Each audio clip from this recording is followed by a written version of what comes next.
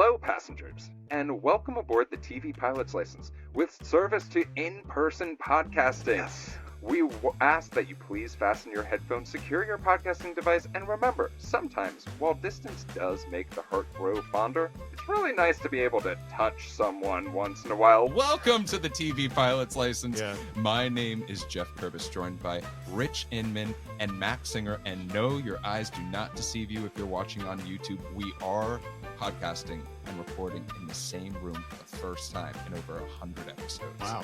How you boys doing? I'm doing really good. We have been together since that we started the podcast, like in the same room, but out of respect for the people that we're going to see, we never recorded. I think we all thought that like it would be rude for us to record a podcast on a wedding weekend. yeah, I mean, and I think that's really fair. We're there for people, and although we love podcasting together, we're there for people, and it would be weird to bring a mic to a wedding and table. it's just so hard to get room tone when there's a string quartet playing. Oh my god. Well, These are our vows. well, boys, in a instance where we're actually not talking about TV exactly, We are and we aren't. You know, we talk about oops all Kramers, we talk about oops all sorts of things, but today, It's always sunny cast. yeah, today we're talking about oops, it's all in-flight questions. Yeah. But before we get in the mood for that, Max, do you mind telling folks what this podcast usually is all about? So typically, TV Pilot's License, we break down and analyze the pilot episodes of some of TV's most famous, or in some cases, infamous shows. We usually talk about how these shows came to be and were originally made, if they're effective pilot episodes that make us want to watch more, and if we think they could be made today. Go back and stream our normal episodes from wherever you listen to podcasts from. Check us out on YouTube and TikTok to see our smiling faces. And if it is your first time flying with us, welcome aboard. Rich, what is your question of the week? First of all, I did not know you were off book for that. I thought you had been reading off of a Google sheet. Oh no, for I'm the entire very time. impressed by Max every single time he does that, because I'm tied to my notes app. Yeah, every single I time would be we too. ask something. I'm the only one that doesn't have like a canned line to say. Oh my god. We can get you a catchphrase. It's been 104 episodes. That's Pirate Studios, baby.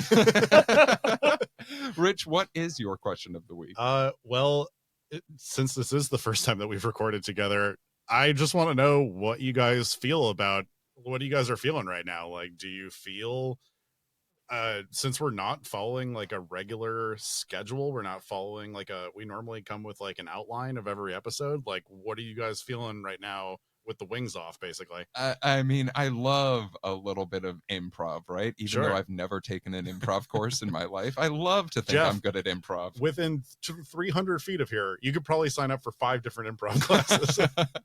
And pay so much money to be a part of all of them. There is a graffiti-covered strip mall that they offer UCB classes in now down the street from us. Yeah, I saw it. I Yeah. saw the sign for it. Yeah. Oh my gosh. But I think the interesting thing for us is, especially since we're recording in person, no matter how much technology we have to be able to record remotely, it's really nice not to have to deal with Zoom pause, God. right? We are so goddamn polite to each other most of the time when we're recording. And yeah, most of the time, like there's a 1% time where like we all talk over each other, and that's fine. But it's really nice to just be able to riff off of each other and get natural selection and natural pauses, and like that's fine and that's great, and I'm really excited about that. And I do feel like an all in-flight question episode is the best format for today, because it's just an excuse for us to yap for an hour, basically. Yeah, exactly. It is very just natural. We don't have to worry about like, oh, what's the plot? Are we diving in too much into the B plot of this episode? But No. like, it's really great. No,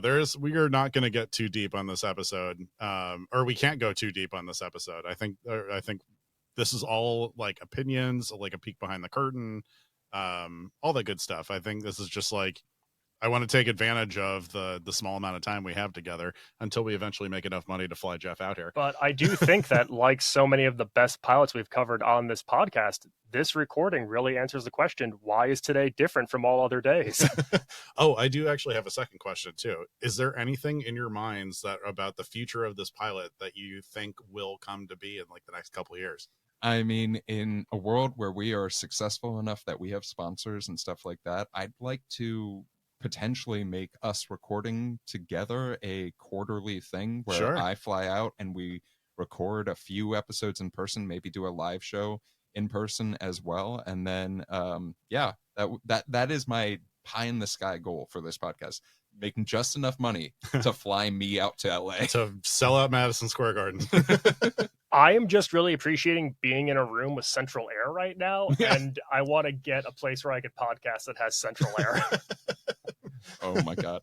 Well, we're moving both of you guys out. Well, let's talk a little bit about the synopsis of this episode yeah. of this podcast, because it's a little bit different than any other podcast we do, in that we are only doing in-flight questions. We reached out to you, the frequent flyers, to get a better understanding of what questions do you have for us. And there's a couple of different ways that folks submitted, right? You can always, if you're interested in shooting us a question, you can shoot us a question at tvpilotslicense@gmail.com. You can also go to tvpilotslicense.com if you want to submit a question, and that will direct you to a question fill out form, which I'm very proud of, and that did take way too long to make. Yeah. If you are looking to shoot us a Google voicemail, Forms. because Google Forms. we do have a couple of them. We do have folks that love to share their voice and their opinion via voice. You can shoot us a voicemail at 213-290-1713. We are live on the air, so call in. I really want to make you do a Howard Stern impression the entire time. Wait, are you turning this to a morning zoo? Yeah. Oh I my need God. like a toilet flush down and a siren. So let's talk about our first question today. Let's do it. And we're going to go a little bit off of TV today and talk a little bit more about movies. Our first question comes from Sydney from New York, who is definitely a frequent flyer, and Sydney. we love to hear that she's still listening to the podcast. I know this is a TV-based show, but what is your Letterboxd top 4? And that's a huge question. That is something with some depth. That shows a lot about our background and personality. I think it's almost more personal than your social security code. Which we will read live on air if you stick around until the last minute of the Howard podcast. Stern voice. But Max, it looks like you have some thought behind this, so I want to hear from you. I'm so excited to do this. What's your Letterboxd top 4 has become the new, like, what are you wearing on the red carpet? It's the hottest question in Hollywood. And normally when people answer this, I don't buy what you're saying. Like, Sure. I people always name the 4 most impressive movies they know. And I just refuse to believe that half of these actors, their favorite movie is like an avant-garde German black and white art house film. It's all The Day the Clown Cried by the Jerry Lewis band movie. I'm sorry. You've been on location for 3 months, shooting 16 hours a day. You're not coming home and watching that. You're plopping on the couch and you're watching the 1999 action thriller Double Jeopardy starring Ashley Judd and Tommy Lee Jones. That's what you're watching. Anyway, my Letterboxd top 4, I'm going to go with Raiders of the Lost Ark. Very nice. Just the pinnacle of action adventure. I think it's just the standard bearer still 40 years later. I'm going to go with When Harry Met Sally, just my favorite rom-com of all time. Little bit left of center. I'm going with That Thing You Do, the Tom Hanks written and directed, like pop music comedy from 1995. I love that movie so much. And then final one, number 4, I'm going Moonstruck. One of my favorite scripts of all time. I love John Patrick Shanley as a writer. It's my favorite Nick Cage. It's just a delight every time I watch it. It just makes me feel good. That's Cher and Nick Cage and Sylvester Stallone, right? No, Olivia Dukakis. Oh, okay. But yeah, okay. Multiple Oscar winners. Just one of the best rom-coms of the 80s. I just love it so much. Fuck yeah. Rich, do you have a top 4 that you want to share? I have never thought about this, and I'm not on the same circle of the internet where they talk about this. What is a letterbox? How do I fill one out? Yeah, where do I acquire? After I thoroughly Googled what Letterboxd was, so I never really think about this, but like I think my number 1 is Everything Everywhere All at Once. As soon as I saw that movie, I was like upset that the viewing experience of that movie is not in any other movie. Like I just wanted everything to be that. I wanted everything to be Everything Everywhere All at Once. Once after it finished. Number 2 is Bull Durham. I think of anything like it is a rom-com with that's all baseball, and and that's how Rich likes his romance. but it's also heavily on the calm part of it. I feel like Oh, for sure. rom-coms, like even like When Harry Met Sally is like fucking amazing. Like it set the standard for what a rom-com is supposed to be, but also like I don't think people watch it because of how funny it is. I think people watch it because of like how true it is and how well it's shot and like the actual script And the fits. and the fits. Yeah, we love a cable knit sweater on this podcast. If there's anything that the cable knit sweater company needs to sponsor us immediately. I also went with a band biopic and went with my boy Dewey Cox with Walk Hard. Ooh. I think Walk Hard is the perfect satire movie. I absolutely no notes. Number 4, definitely a departure from the first 3, but I went 2001: A Space Odyssey because it is just when you think about the actual time frame that it was made, it looks like it was made last year, and it was made in like what 1967 or something like that. Oh, for sure. Yeah, late 60s. Yeah, it was like it was like at the peak of like the space race and everything like that. It is perfectly done. It is gorgeous. It's enigmatic. It's beautiful. And yeah, it gave me an appreciation for Kubrick at a young age. All right. Well, I'll give my 4 because I literally had to sit down and think about this. Jeff changes his 4 every single day on his notes app. I mean, genuinely, yes, it is a vibes based list.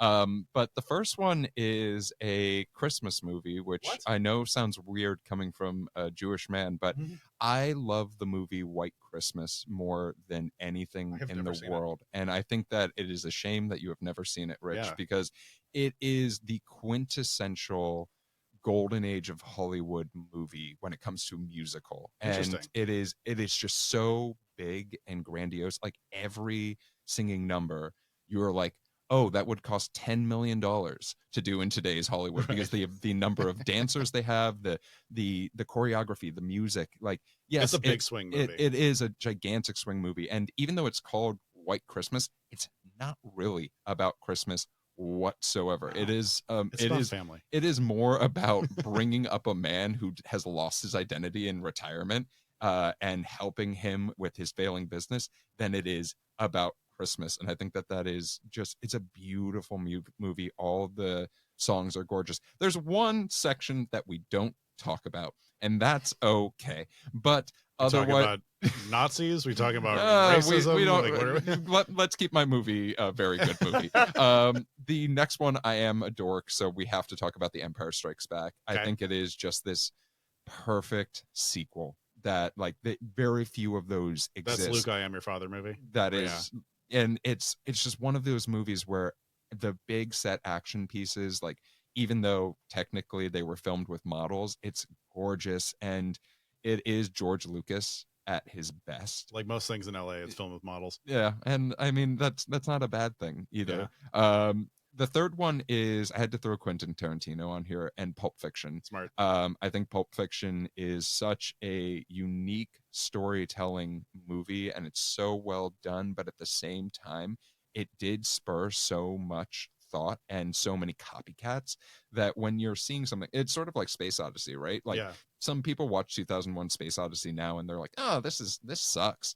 And it's just like, but also look at everything that it made, everything that was possible because of that. Very similar to the conversation around the original Dune. Like Dune, the story, the book spurred Star Wars, and like that's why that exists. That's why people don't appreciate things like Citizen Kane as much anymore, because people didn't realize that like what the context of movies was before that. Like it invented nearly every trope that was used in movies or filming in general for like 5 decades or something like that. Fourth on my list, I was having a debate because I love the movie Goodfellas. I absolutely adore that film. I think it is such a good biographic, like, do you trust the narrator sort of story, but I went for something that's a little bit more lighthearted, and I think is, we talk about the fully encompassing, can everyone in the room enjoy a movie, and it's The Princess Bride. The Princess I just Bride watched that for the first time this year, and it is just such a good, everyone from, the child in the room to the grandfather in the room can watch this beautiful storytelling that was so well acted, beautifully shot. The costumes are amazing. Like, and just reading, like, I've read the Carrie Elwes book about The Princess Bride, and I hold that movie really close to me, and maybe that makes it a little bit tainted. It's not a perfect movie, but it is a movie that I just absolutely adore. I can sit down anytime that's on and be like, cool. But that's what I'm talking about. That's what these 4 should be. It's not the 4 most impressive movies you've ever watched. It's like, what are the 4 things for you? Have I told you guys when I waited on Billy D. Williams at a restaurant in LA? No. So when I used to be a server at a restaurant in West Hollywood, I had Billy D. Williams one night, and it was one of those nights where like he was holding court in a corner booth, and every single person in his party got like an iced tea or an Arnold Palmer to drink. And he kind of gave this disgusted look at everyone at the table, looked side to side, and goes, "And I'll have a Chardonnay." I was like, "Oh my God, it's Billy D. Williams." Let's go on to a little bit more of a controversial question. Okay. We got a question from John in Atlanta, and it is, should not shows John from be Cincinnati. released weekly or all at once? And I think that there's a lot of questions around this, right? Like, I think all 3, if I had to guess, because we haven't talked about this at all, I bet all 3 of us had the same answer. all right, let's put that to the test with a very simple 3, 2, 1. Weekly. Yes. Yeah, I I knew think it. we are all in agreement. But Rich, before we just move on to the next question, let's give it our due. What do you think is the problem with binging shows on TV? Well, okay, so binging shows is totally fine if it's like if you're doing like a rewatch, if it's a show that's been off the air for a while or something like that, no problem with that. I'm currently binging. I'm always binging 30 Rock and News Radio, and then I have like American Dad just going on in the background when I'm doing stuff at home. His Letterboxd top 4. Can you do TV on Letterboxd? No. Okay, damn. That changes my whole list. Yeah, I would say like, because things that drop all at once, like The Bear, like I Think You Should Leave with Tim Robinson, stuff like that. It like my inclination is just to hit next episode over and over and over again. But you don't get an appreciation for what you have unless you do it once a week. Like, I think one of the best examples is both Abbott Elementary and What We Do in the Shadows. They Sure. build a lot of suspense around each episode. They're like, oh my God, it's appointment TV viewing now. Things like, reality TV does the same thing. They don't drop all at once. Mm-hmm. Yeah, I truly like, I love the suspense. I love the, like, being able to, if you forget about a show for 2 weeks, having 2 to go back to back was like, what a treat. But yeah, I think that's all I got. Max, what about you? Yeah, it's got to be weekly for me. You lose the water cooler talk when you drop things all at once. I think it's very weird to have shows that we're calling peak TV and making big contenders in prestige and audience popularity where we can't talk about it simultaneously. Sure. Yeah. And I like the notion of, we watch it, we have a week to discuss, we have a week to make theories, and then we move on to the next one. Shows like Scandal became huge because you could live tweet along with the cast, and they were interactive, and they built such a following that way. HBO Sunday nights are so effective in doing that as well, and you just lose that with the all at once drop.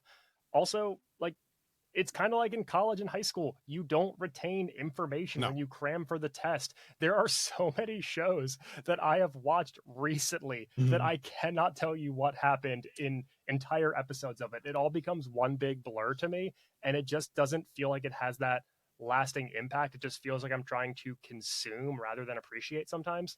I have that exact feeling about this latest season of The Bear. I watched the whole thing. I have no idea what happened anymore. So for myself, Max, I relate to that idea of the water cooler moment. And unfortunately, although I'm a big sports fan, I feel like sports has taken over that water cooler moment for a lot of people. I thought you were going to say you wish they showed all 17 Eagles games at once. Yeah, drop the whole season. Yeah, well, you say that jokingly, but like I was actually going to bring that up as like the example of why. Right? Could you imagine if the entire which, let's go to baseball so I can keep your attention for a little bit. Excuse you. So imagine if all 162 games of Major League Baseball dropped at the same damn I wouldn't watch time. any of them. Yeah, Rich wishes he can get this White Sox season over with. Truly.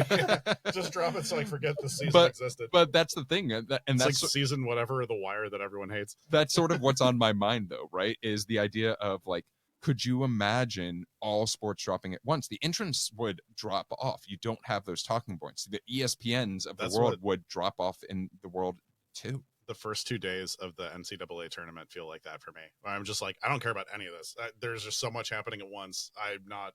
These games are starting at like 11:37 in the morning or something like that, and it's like the next one starts 20 minutes later, and like, it's just all day. I'm like, I don't have to watch anything. And you're doing content on True TV now? Are you serious?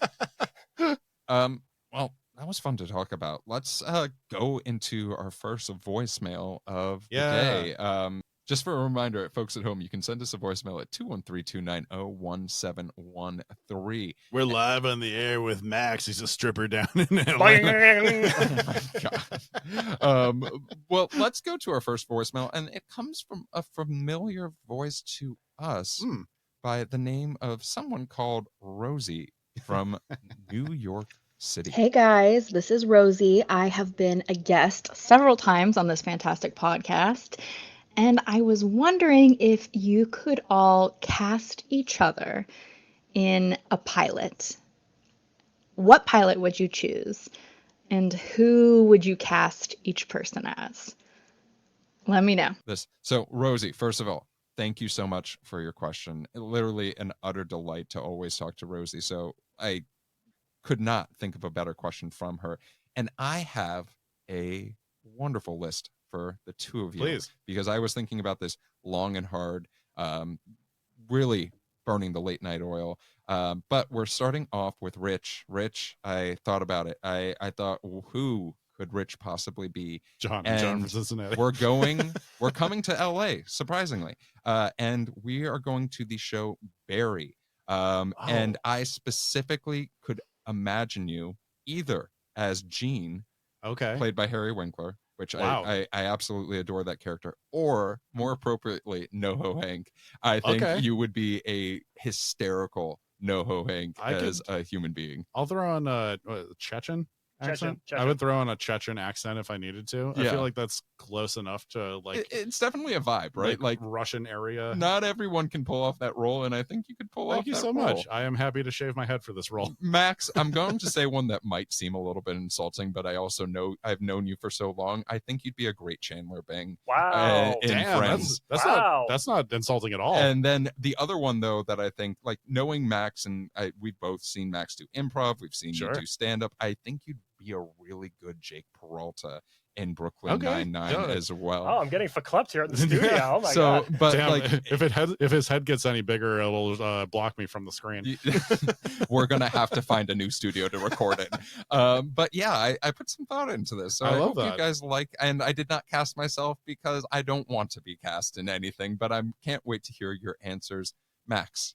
So I went with all of us being in the same cast. I took this as we're all in a show. And so I am going with the Roy siblings of Secession. Really? Geoff, I am giving you Kendall Roy, played by Jeremy Strong. Oh my God. Kind of neurotic, really into SEO and like internet culture. Rich, I'm going with Roman Roy, Kieran Culkin for you. Okay, that's what I was hoping you would say. Just always with the crass, quick-witted joke. Hell yeah. Definitely kind of a devil may care attitude. I love that. Also, like, might go work at a theme park for a little bit. I don't know. Oh, yeah. And then leaving me with Shiv Roy, the youngest of the group, and just all business. Oh my gosh. If you need that, you can have it. And Rich, where did you go for casting? So I went 2 different shows. Number one, I feel like it's going to feel a little bit more obvious than Max being Chandler Bing, but also like that was a very good casting, and also extremely very, very generous and nice of you to not go in a mean direction.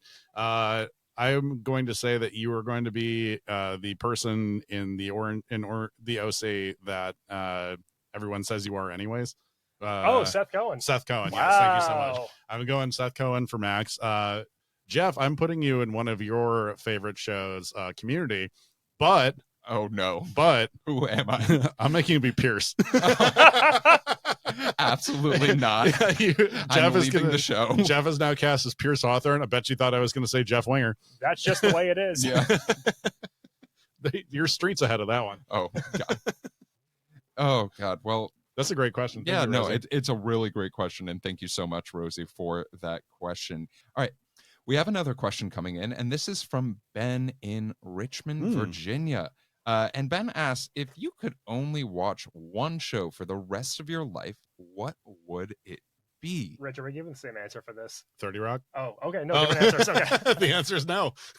What was your answer? I was going to say The Simpsons. I mean, I expected one of you two to bring up The Simpsons, because I think that is something that I associate that show with the two of you so much. And Rich, I do associate 30 Rock with you. Every time that like it comes up, I'm just like, yep, this is Rich's show. He's probably watching at the same time because that's how TV works. I think 30 Rock is good front to back. I think The Simpsons, I would have to limit it to like seasons 1 through like 13. Like, I couldn't just sit on a desert island and just watch like season 33 of The Simpsons or whatever. Oh, no. In this situation, though, I've got seasons 1 through maybe 15. Okay. That's several hundred episodes of TV there. Totally. And I'll just shuffle through those and I'll be good. Yeah. All right. I like that. I'd be happy with either one of those. Well, thanks so much for that question, Ben. Let's get a question that, Max, might be a little bit close to home for you, but this is from MK from Los Angeles. That's my wife. I was going to play it a little bit coy, but cool. No, man, big wife guy over here. Dude, you missed just like an absolute T-ball way to loop in a Borat impression right there. You just fully missed it. Rich, I'm doing comedy in 2024. I don't need to loop in a Borat impression. Yeah, you do. Well, let's talk a little bit about MK's question, which is, what TV shows have you personally continued watching after covering the pilot, and who is your dream guest? So this is a little bit of a two-parter, but I think it's a great two-parter. And Max, since MK is your wife, let's let you answer the question first. Okay, well, I'm not going to be the only guy to not do a Borat impression. Fine, I'll give it to peer pressure. To answer my wife, I have watched all of Sex and the City since we covered it on TV Pilot's License. It's a delightful journey. It's a really lighthearted 6-episode run. It's been a lot of fun. I would say dream guest for me on this show, I feel like he's just the king of like former Ringer TV and movie podcasts. I would give an arm and a leg to get Shea Serrano on this podcast. Oh, nice good choice. That's a really good one. What about you, Rich? So I've watched 2 shows a little bit more continuously. First of all, my partner Danielle watched a lot of Bones after we did Bones. Oh, I'm glad I got her on the Bones a train. Tremendous amount of Bones. That show does not improve. She kept going on it. Personally, I watched a lot of You after I kept going on You. So Penn Badgley, shout out. I also Arliss became my folding laundry show after we did the podcast on it, just because it feels very I don't know, it's extremely late 90s, like oh my god, Schlock. Yeah, like cable schlock. Yeah, it's not a good show. Personally, I really want the creator of News Radio, executive producer of Atlanta, and What We Do in the Shadows, and now English teacher, that's Paul Sims. I would really love Paul Sims to join us. Also, Bill Lawrence has has commented on some of our stuff, which is extremely flattering. Yeah, absolutely. Yeah, what do you think, Geoff? I mean, I'm surprised you didn't do Mr. Jimmy Burrows as your dream guest. Jimmy Burrows doesn't do a lot of podcasts. Yeah, Rich has been watching so much Arliss, he wants Paul Sims and Phil Sims.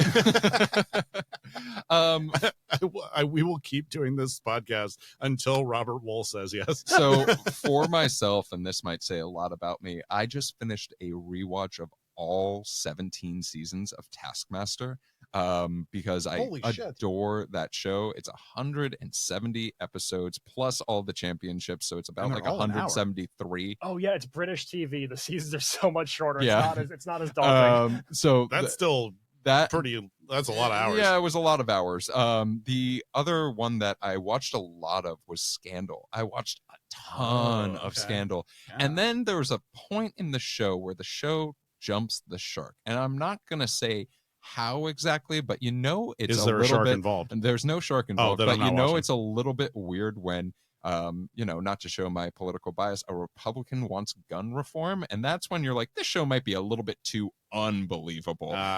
So yeah, that's when I was like, this isn't really driving what I need it to be anymore. They had Tony Goldwyn host one of the nights of the DNC. I mean, we're catering to Republican presidents so badly. Yeah, we immediately got the Cheney endorsement after that.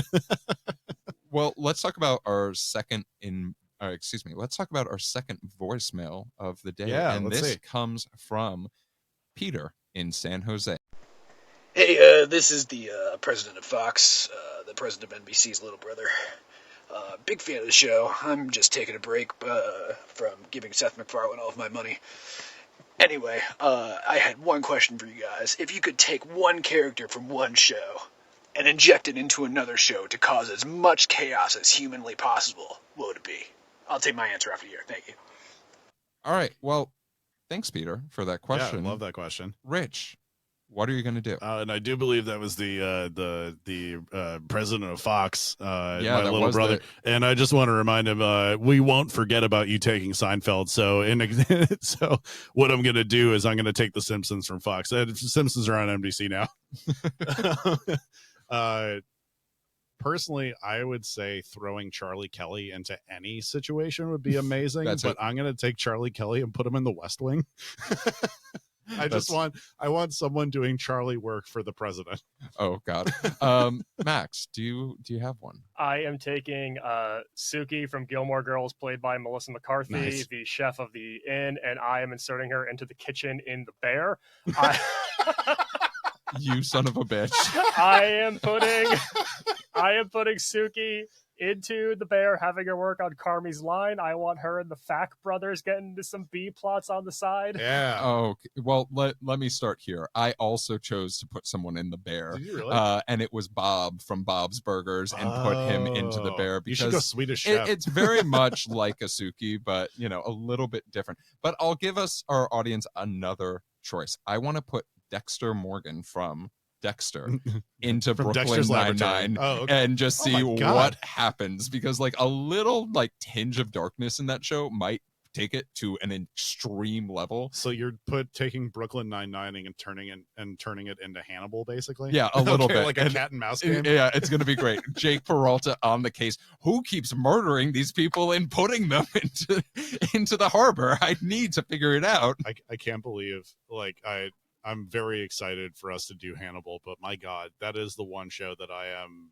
truly horrified was on network television. It is one of the goriest things I've ever seen in my life. Oh God. Well, Peter, thanks for adding a little bit of chaos to our life. And we got a voicemail from another familiar voice that I think we should share. And this is from Karama. Hey, TV Pilot's License, longtime listener, first-time question asker, and I gotta know, what is the pilot that you are most dreading covering? Well, Karama, we love you. Thank you for that very terrifying question, because I've thought about this a lot. And Really? I have one that is top of mind for me, because I think it will be very polarizing. And I'm here to tell the audience the pilot for The American Office is a terrible, terrible show, and I can't wait to do it, because it's going to be one of the first historic shows that we talk about, where I'm pretty sure when I ask us, would we watch more of the show based off of the pilot, I'm expecting all three of us to say absolutely fucking not. Yeah, but it is. You've seen the British Office, right? I have seen the British. I have seen that pilot. It is like word for word the same as the British Office pilot. And that's the weird thing about it, is it is very much like, let's just change the clothes of this pilot and change the accents in this pilot and hope that it goes well. And there's something that feels off about the vibe of it the entirety of that time. Right. Yeah. You can see the moment where the Office, like the actual like writer's room, tends to like gel and actually figure out what these characters are supposed to be. Because I've heard like Larry Wilmore, who was in that writer's room, talk about what Michael Scott was as like their id or whatever the fuck. And it was like, just hearing him explain that, it like reframed how I view TV pilots. It was just like, oh, Michael Scott is like everyone who like is desperate to love themselves against everyone else's wishes. And I'm like, that's brilliant. Rich, speaking of that, what is the show you're dreading to have to do? So personally, I am most dreading doing a show that has a ton of reverence. And for that, I'm choosing The Sopranos. And Oh, God. And now I want to drop a little piece of information that I've been hiding from you guys from a couple weeks. That I have been looking for a special guest for us for The Sopranos, and they actually did, or their team wrote me back. And let me just give a little bit of an email that I sent out to them. So I sent this out to something called the Carthage Group. This is going to seem an odd request. I assume most people reach out to you not for this reason. What I am sort of reaching out to you about is a podcast I co-host with my best friends about famous and infamous TV pilots called TV Pilots License. I recently heard a story that you had requested the final episode of The Sopranos from HBO executives that you knew personally, because you were going to be mid-travel when it aired and you wanted to be able to talk about it with everybody else. That's exactly why we would love to have you talk about the televised art we champion on our podcast. So, Vice President Gore. Oh my God. We are covering the Sopranos pilot, and we would be immensely honored to have you on as a guest. Thank you kindly for your consideration. From the Carthage Group back, this is Al Gore's personal, one of his team members, I guess. We appreciate you reaching out to and inviting Mr. Gore to take part of your podcast. Unfortunately, he is very much overcommitted right now and cannot participate at this time. Best wishes and much success with your podcast. Personally, Heidi Al Heft, Gore. info box, info@carthagegroup.com. Oh my God. Max, what would have you done if President or Vice President Gore was on the podcast? Oh man, well there's a parental advisory sticker on this show, so what would he have done? So Max, what is the show? You heard Rich doesn't want to do your beloved Sopranos just because of the reference. I'm just nervous about it. I'm nervous about not being able to cover it in the depth that I want to. What's the show that you're a little bit worried about? I want to preface my answer by just saying I have such reverence and respect for all TV shows and the work of all showrunners and actors and casting agents involved. So if you are listening to this and I name your show, it's nothing to do with you. I'd love to work with you in the future. Please keep me in mind for anything. I actually also picked The Sopranos. Did you really? Yes. I knew that we would never be able to do it right without Al Gore.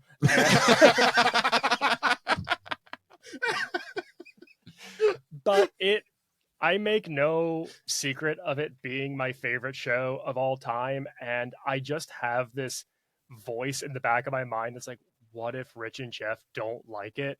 Or what if they're just lukewarm on it? And so it fills me with such dread, the idea of having to go into a thing that I think is immaculate, and then putting it on a pedestal and saying, what do you think? You have to, I mean, no show is absolutely perfect. Despite what everyone says about blah, blah, blah, perfect television, nothing is perfect television because you have to hit a certain amount of episodes for the network. And no one's saying Breaking Bad, Sopranos, The Wire, etc. people have on a pedestal as perfect television, but HBO requested a certain number of episodes. So it's not like, oh, we did precisely 13 of them because this is what we think a full story is. It's not like people consider Breaking Bad perfect TV because it's a perfect 5-act structure, basically, because there's 5 seasons of it. They stopped right when that was going to be over. But again, they probably did 22 episodes on each one to fit into that. I'm positive episodes 10 through 17 of some season are ones that they were just oh God. But I'm not asking you to talk about episodes 10 through 17. I'm asking you to talk about the pilot. Is the pilot perfect TV? I love it so much, and it surprised me in so many ways when I first watched it. It's a show that I came to late. I didn't watch till a couple of years ago, and it wasn't at all what I thought it was going to be, and it threw me for such a loop in the best way. And it's hard to bring something that you care about so deeply and hope it doesn't get toward the bits. I hate showing someone a movie or TV show that I like. Showing someone a YouTube clip, I know, is one of the most terrifying things. You're looking in their eyes the because whole time. You are staring at them. You're waiting for the notes. You like it? you know that moment where you're like, oh yeah, this is where I giggle, and you hear dead silence, and you're like, my heart has deceased. I am deceased. After we did the League, I kept going to my wife like, "You remember Jean Lajoie, right? Jean Lajoie videos. You remember Jean Lajoie videos, right?" Oh my god. Well, we got a fun question here, a little bit off of TV, but I think a fun debate for us. And this is from Kat and the SGV. Who would win in a fight? The sandworm from Dune or the sandworm from BeetleJuice? And having just most recently, I think of all of us seen BeetleJuice, I'm going to say it clear. It's the worm from Dune. Are you fucking kidding me? Are you serious, Kat? I've never met you. I'm upset with you. This is the closest you've ever been to the San Gabriel Valley. Do not start making enemies. No, I come and find me. Come and find me, and I will fight you. I literally watched sandworms destroy entire populations in Dune 2.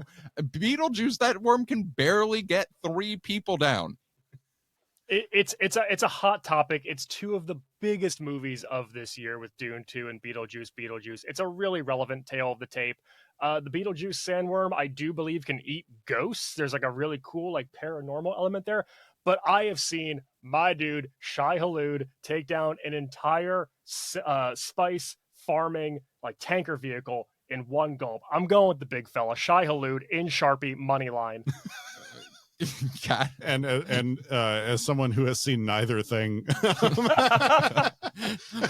one does have stripes, so I'm going to give you that. One is a very, very nice shade of tan. The other one has stripes. So does that? So you do actually see the worm in Dune too? Yes, you do. All right, because I know it was like a subterranean worm, right? Our boy Timothy rides one in Dune 2. I'm going to take the bold stance and say neither, and take the worms from Tremors. Oh, that's a nice choice. Wow. There you go. Spoiler alert: it's the worms from Tremors.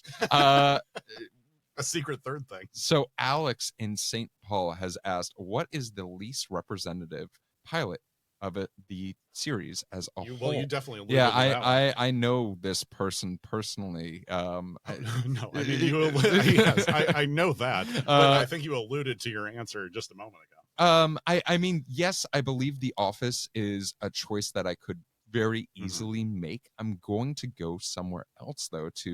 I think that, and I'm going to put a stance down. While the USA Network has a ton of very popular shows, I think they have fallen into the trap of their pilots not being representative of their shows, because their pilots are an hour and a half of TV. Dude, that Monk pilot with 2 hours, and it's kept me. And I'm going to be honest, if you, the audience, are wondering why we haven't done Psych yet, holy shit, it's a 2-hour pilot. It's 2 hours? Yeah, it's with ads and stuff like that. If you're paying for Hulu, not Hulu ad free.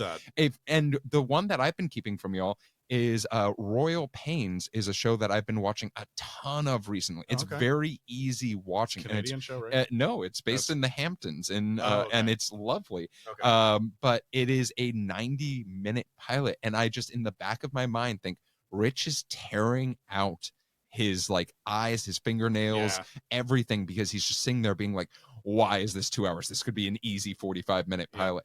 And it's not so much, I'm sorry, Alex, I love you very much, but it's not so much a pilot. It is a network that has pilot problems because they think they have to make movies instead of making 45 minutes of TV. Right. Yeah. I couldn't agree more with you with that. I mean, I felt really bad that we made Sam Gutstadt watch a fucking 90-minute Monk pilot. We should not have had a guest for that one.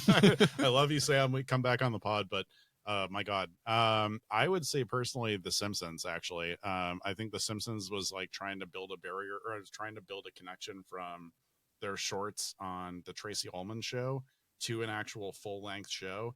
And it doesn't necessarily have the feel of The Simpsons yet, where it's just like, it's a ton of sight gags. It's a ton of like, the laughs per minute isn't there yet. And it still feels a little bit like the Tracy Ullman shorts. Yeah, I was tempted to say It's Always Sunny in Philadelphia because it's just fresh on my mind, because it feels like it has more sitcom tropes. Charlie feels so dialed down. The full ensemble isn't established in that first short season of it. So that's one for me. But if we're doing things we just haven't covered because you two went that direction, I'm going to say King of the Hill, because it's a very, very serious narrative pilot with Hank being investigated by protective services for That's right. child abuse on Bobby Right. and having to convince them that he's fit to keep his child. It's incredibly dark, especially coming right off of Beavis and Butthead for Mike Judge. It just feels like it's trying to be this real mid-90s family TV half hour and hasn't quite found what that show's going to become in later years. And it's kind of jarring to see that's your first impression of an animated comedy. I'm going to challenge you a little bit on that, because I think Mike Judge's problem with taking Hank Hill from Beavis and Butthead, where he's an antagonist, he's like the angry neighbor, basically. He's the neighbor with the RV. Yeah. And to a show where he's the star now, it's like, you have to show Hank Hill actually caring about their own child, and like to the outside it's going to look like they're, I don't know, like not abusing them, but like they're very strict on Bobby, and like having so many miscommunications about like what is like abuse or whatever is what makes Hank Hill's character more lovable, that you understand it's like, no, I actually still love my son, I'm just very strict with them. That's like that, I just have my own way of doing things. All right, second to last question that we have. Ooh. And I think this is one that hits home. Drew from Maryland Heights, Missouri, asked, how much did your TV watching increase when you started the podcast, or did it just become more targeted? And I am here to say it became a lot more targeted and easy to pick out what I was watching. Like, as much as we have issues is putting it in a very harsh tone.